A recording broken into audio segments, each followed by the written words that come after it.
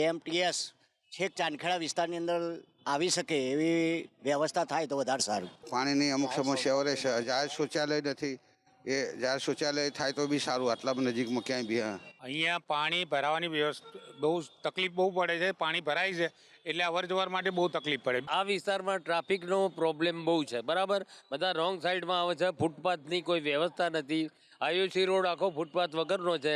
પરિવર્તન તો જરૂરી જ છે. આ 35-40 વર્ષથી ખાઈ બધેલા છે, કોઈને ગોઠાય એમ નહીં. પરિવર્તન જ જોઈએ, કારણ કે બજેટ પૂરેપૂરું વાપરતા નથી અને જે માગણીઓ છે એ સ્વીકારવામાં આવતી નથી. સ્નેહ પ્લાઝા રોડ ઉપર વિકાસ, માનસરોવર રોડ વિકાસ, ખૂબ વિકાસ થયું છે. જેટલું એ કામ બતાવી રહ્યા છે પણ કામની સાથે વિસ્તારના તારીખમાં આજે પણ એટલા જ પ્રશ્નો છે. એક સુવિધા નહીં, આમે જે 6 સુવિધા ગણાઈને એ દરેક ટીપીમાં હોવી જોઈએ. આપણે હજુ તો પાશેરામાં પૂર્ણી પણ નથી.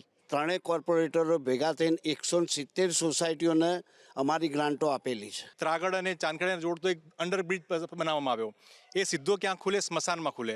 આ પ્રકારના અણઘડ વહીવટો જે તમારા અને મારા ખિસ્સામાંથી પૈસાથી બનાવવામાં આવેલું સી પ્લેન એક જ વ્યક્તિએ ટિકિટ લીધી, એ મોટા સાહેબે. એ મોટા સાહેબ એકવાર ખાલી ઉડ્યા, એના પછી એક પણ ગુજરાતી કે એક પણ અમદાવાદી એમાં ક્યાંય બેઠેલો જોવા ન મળ્યો. 15,000 કરોડનું અમુક રાજ્યનું આટલું બજેટ, નાના રાજ્યનું બજેટ નહીં હોતું, એટલી અમદાવાદ મ્યુનિસિપલ કોર્પોરેશનનું બજેટ છે.